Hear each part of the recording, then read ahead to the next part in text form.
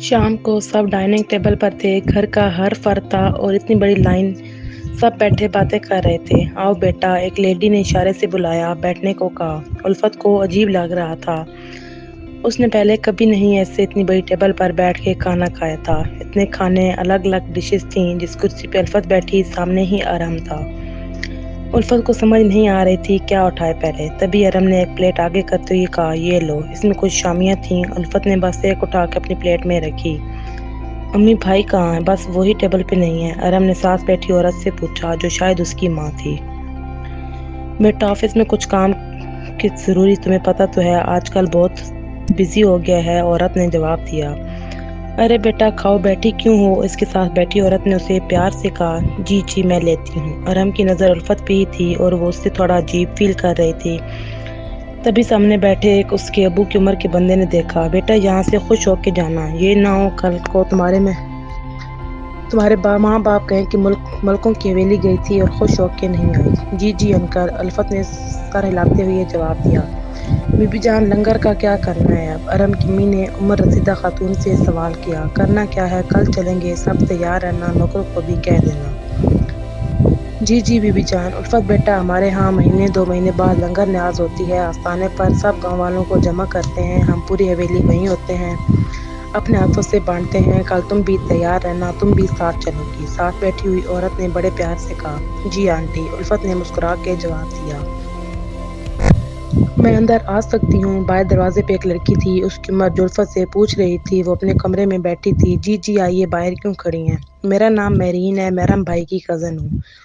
जी बैठिए। उल्फत ने मुस्कुरा के उसको बैठने का इशारा किया। मैंने सोचा आप बोर ना हो, इसलिए आपको मैं कंपनी दे दूँ। वो बैठते हुए बोली। शुक्रिया। उल्फत भी मुस्कुरा के सामने बैठ गई। वैसे आप यहाँ बोर हो जाएंगी, बोरियत ना लगे तो मेरे रूम में आ जाए, मुझे भी कंपनी मिल जाएगी, मैं भी अकेली ही होती हूँ। बाकी सब कज़न भी अपने अपने रूम में होती हैं, जब हम निकलती हैं तो ही घर में कुछ रौनक होती है। वो हंसते हुए बोली। आपको मेरी वजह से तकलीफ होगी? उल्फत ने जवाब दिया। नहीं, मुझे कैसी तकलीफ? मेरी कोई बहन नहीं है, कज़न ही बहनें हैं। एक ही भाई है जो सारा दिन काम में बिजी, हाजिम भाई। वो बोली। तो आपने कौन सा यहाँ सारी ज़िंदगी रहना है? कुछ टाइम के लिए आई हैं तो मेरे साथ रह लें, मुझे अच्छा लगेगा। उल्फत ने पहले उसे देखा, वो बहुत इसरार कर रही थी। ठीक है, मैं आपके साथ रह लेती हूँ। सच? Thank you so much. वो उल्फत के हाथ पकड़ते हुए बोली। रात को पता नहीं कौन कौन से किस्से कहानियाँ सुनाते सुनाते वो सो गई और उल्फत अपने ही ख्यालों में गुम थी। जो इंसान पहले किसी को अपने दिल में नहीं जगह दे सका, इतनी लड़कियों के होते हुए वो उससे कैसे देगा और कैसे करेगी उल्फत सब कुछ? अभी तक तो उसने इसे देखा भी नहीं था। वो यही सारी रात सोचती रही, कब उसकी आंख लगी उसे पता ही नहीं था। सुबह मेरीन की आवाज़ पे उसकी आंख खुली। वो जल्दी जल्दी तैयार हो रही थी। कहाँ जा रही हो? अरे कल बताया तो था कि आस्थाने में लंगर न्याज होता है। हमारे यहाँ गाँव के सब लोग आते हैं, यहाँ से भी सब जाते हैं। वो जूते पहनते हुए बोली। जिस दिन ऐसा होता है हम लोग जल्दी ही नाश्ता करके निकल जाते हैं। अब आप भी जल्दी से उठ जाएं, मैं जा रही हूँ और बाकी सब भी लेट हुई तो बीजान से डांट पड़ेगी। आप तो मेहमान हैं, आपका नंबर जल्दी से मोबाइल पे टाइप कर दे, मैं वहाँ जाके गाड़ी भेज दूँगी, आप आ जाना। उल्फत ने नंबर लिख दिया। वो जल्दी से बाहर चली गई। उल्फत उठी, वॉशरूम में कपड़े लेके घुस गई। वाइट कलर की उसने फ्रॉक पहनी और पिंक लिपस्टिक लगाई। थोड़े से मेकअप में भी कैमत डालती थी वो, ऊपर से कपड़े भी ब्रांडेड। हाजिम ने अपनी गाड़ी का दरवाज़ा खोला, तभी उसके मोबाइल की बेल बजी। हेलो। हाँ भाई, वो घर पे मेरा दोस्त एजाज है, कैनेडा वाला, उसकी बहन आई हुई है, वो रह गई है। क्या आप लेते आना उसे साथ? अब मैं पर्सनली गाड़ी क्या भेजूँ, आप हो तो लेते आना। आराम ने हाजिम को लंबी चौड़ी तकरीर सुना दी। अच्छा है कहाँ वो? आपके साथ वाले रूम में मेरीन के साथ ही है। ठीक है। हाजिम ने फ़ोन काट किया, ऊपर आया। अभी जो के कमरे का लॉक खोलने लगा था, इधर से एकदम उल्फत निकली थी। दोनों के सर आपस में टकराए और उल्फत वहीं घूम गई। देख के नहीं चल सकते? वो दोनों हाथों से अपने माथे पे हाथ रख के खड़ी थी। उसे नहीं पता था सामने कौन है और हाजिम वहीं स्टॉप हो गया था। उल्फत ने अपना एक हाथ हटा के सामने देखा। सामने तो वही था जिसके लिए उसे यहाँ लाया गया था। दर्द की शिद्दत थी, कुछ बोल नहीं सकी और नज़र हाजिम पे ठहर गई। वो उसके इतना करीब था और उसे घूर रहा था। तभी फ़ोन की घंटी बजी। जी हेलो। उसकी नज़रें उल्फत पे थीं। हाजिम बेटा, कहाँ रह गए हो? तुम लोगों के इंतज़ार में बैठे हैं। जी जी अभी आए, नीचे आ जाए, मैं गाड़ी में हूँ। वो बस इतना कह के नीचे चला गया। उल्फत भी उसके पीछे चली गई। गाड़ी में अपना सर पीछे टिकाए बैठी थी, सीट के साथ आंखें बंद थीं।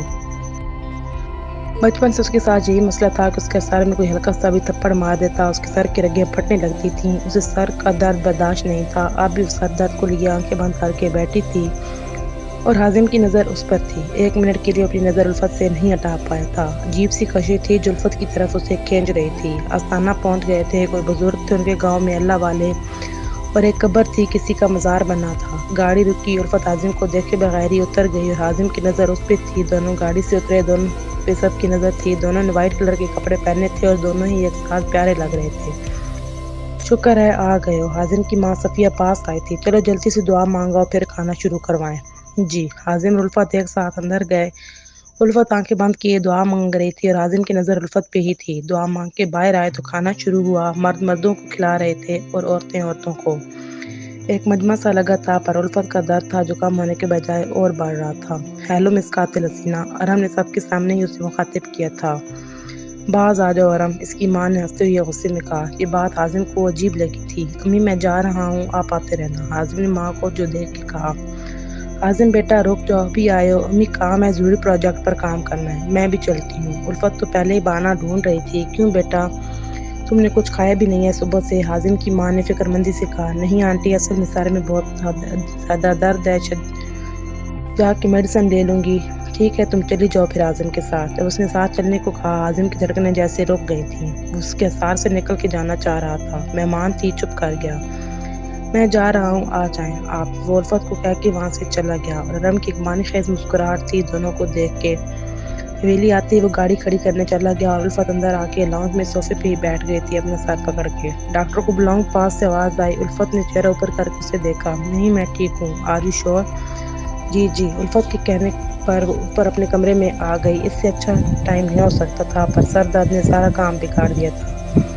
پر الفت کو نہیں پتا تھا کہ حازم پہ الفت کا جادو چل گیا ہے۔ وہ کمرے میں آیا، لیپ ٹاپ آن کیا، کچھ کام کرنے بیٹھا تھا، پر کھویا کہیں اور تھا۔ سامنے اسکرین آن تھی۔ سارا دن الفت کمرے میں ہی رہی، باہر آنے کو دل نہیں کیا۔ اگلے دن اٹھی تو بہتر تھی، موسم آج اچھا تھا، ناشتے کے ٹیبل پہ آئی۔ آؤ بیٹا، حازم کی ماں نے الفت کو دیکھ کے کہا۔ وہیں حازم کی دھڑکنیں تیز ہو گئیں۔ یہاں آ جاؤ، ارم نے اپنے ساتھ والی سیٹ پہ اشارہ کرتے ہوئے کہا۔ جیسے ہی اس کے ساتھ بیٹھی، حازم فوراً اٹھ گیا۔ حازم ناشتہ تو کر لو بیٹا، امی بس دیر ہو رہی ہے، وہ کہہ کے وہاں سے چلا گیا۔ کالے رنگ کے پینٹ شرٹ میں قیامت ڈھا رہا تھا۔ آفس میں آ کے عجیب سی بے چینی تھی جو سمجھ نہیں آ رہی تھی کیا ہے۔ اس نے ریسیور اٹھایا، کافی بھیجو ایک، کہہ کے ریسیور رکھ دیا اور آنکھیں بند کر کے کرسی سے ٹیک لگا کے بیٹھ گیا۔ سگریٹ نکالی اور اس کی کاش لگانے لگا۔ حالت سمجھ سے باہر تھی کہ ہو کیا رہا ہے۔ آج موسم فل بارش کا تھا اور سب باہر بیٹھے تھے، باتیں کر رہے تھے۔ حازم جلدی ہی آفس سے آ کے روم میں تھا۔ کوئی بھائی کو بھی بلا لو، ارم نے لقمہ دیتے ہوئے کہا۔ تمہیں پتہ تو ہے کب نکلتا ہے وہ ایسے موسم میں؟ بارش سے شروع سے ہی جیسے اسے چڑ ہے، صفیہ نے جواب دیا۔ اتنے میں بارش شروع ہو گئی، وہ بھی زور سے، سب اندر بھاگے، پر الفت بہتی آبشار کے جھرنے کے پاس جو بیٹھنے کی جگہ تھی وہاں کھڑی ہو کے بارش کو دیکھ رہی تھی۔ بارش کی وہ شروع سے دیوانی تھی، سردی کی ہو یا گرمی کی، جب تک بھیگ نہیں جاتی تھی اسے سکون نہیں آتا تھا۔ وہ اپنا ہاتھ آگے کیے بارش میں کھڑی تھی اور پھر منہ اوپر کر کے آگے آ گئی تھی۔ بارش کی بوندیں اس کے چہرے پر گر رہی تھیں۔ دنیا سے بے نیاز اپنی ہی مستی میں آنکھیں بند کی آسمان کو طرف منہ کر کے دونوں ہاتھ پھیلا کے کھڑی تھی۔ بارش کو دیکھ کے حازم اپنے کمرے کی کھڑکی بند کرنے آیا تھا، تبھی سامنے گارڈن میں اسے وہ بھیگتی ہوئی نظر آئی۔ اس کے چہرے کو پانی کی بوندیں چھو رہی تھیں اور ماتھے سے ہوتی اس کے گالوں اور گالوں سے اس کی گردن پہ پھسل رہی تھیں۔ حازم کی ہاتھ کی گریز خود بخود مضبوط ہو گئی۔ اس نے اپنی مٹھی باندھ لی اور کتنی دیر اسے دیکھتا رہا، ایسے ہی بارش میں بھیگتے ہوئے، اور نیچے سامنے ارم کی نظروں کا وہ اثار تھی، اسے دیکھ رہا تھا بارش میں ایسے بھیگتے ہوئے۔ شام ہو چکی تھی، ٹھنڈی ہوا چل رہی تھی، سب لوگ اپنے اپنے کمروں میں چلے گئے تھے، پر الفت کا دل نہیں لگ رہا تھا۔ تبھی وہ کمرے سے باہر نکل کے ابھی نیچے کی طرف جانے لگی تھی کہ کسی نے اس کا ہاتھ پکڑ کے زور سے کھینچا اور اپنی طرف سے کیا۔ اس کے منہ سے چیخ نکلنے لگی تھی، تبھی کسی نے اس کے منہ پہ ہاتھ رکھ لیا اور سامنے ارم تھا، اور اس کے اتنا نزدیک اس کے دل کی دھڑکنیں تیز ہو گئی تھیں۔ کیا کر رہی ہو تم؟ وہ غصے میں اسے گھورتے ہوئے بولا اور اس کے منہ سے ہاتھ ہٹایا۔ اس دوسرے ہاتھ میں الفت کی کلائی تھی اور اسے زور سے پکڑ رکھا تھا۔ میرا ہاتھ چھوڑے، مجھے درد ہو رہا ہے، میں نے جو پوچھا ہے پہلے وہ بتاؤ۔ میں نے تمہیں جو کام دیا ہے، جس کے تم نے مجھ سے پیسے لیے ہیں، ابھی تک تم سے کچھ نہیں ہو سکا ہے۔ میری بات سن الفت، جتنی جلدی ہو سکے اپنا کام کرو، یہاں سے جاؤ، ورنہ تمہارے لیے اچھا نہیں ہوگا۔ میرے ہاتھ چھوڑے، مجھے درد ہو رہا ہے۔ اس کے ہاتھ پہ نشان پڑ گئے تھے۔ ارم ایک طرف چھٹکتا ہوا وہاں سے چلا گیا اور الفت ڈر کے مارے کانپ رہی تھی۔ اس کے ہاتھ کانپ رہے تھے، دل کی دھڑکنیں خود ही सुन हो रही थी। वो आहिस्ता आहिस्ता चलती बाहर आई, हवा चल रही थी। गार्डन में सोफे पे बैठ गई। 2 घंटे हो गए, रात के 12 बज रहे थे। वैसे ही बेसुध पड़ी हुई थी। अभी तक यहाँ बैठी हुई इतनी रात हो गई है। बादल फिर से चढ़ गए थे और बरसने वाले थे। उल्फत ने पीछे मुड़ के देखा, हाजिम खड़ा था, ऑफिस से आया था और उल्फत को यहाँ इस टाइम बैठा देख के उसके पास आ गया। जी बस ऐसे ही, दिल नहीं था अंदर तो यहाँ आके बैठ गई। कितना खूबसूरत था वो, अजीब सी कशिश थी उसमें। उल्फत उसके चेहरे को तक रही थी। बारिश होने वाली है, अंदर चली जाओ।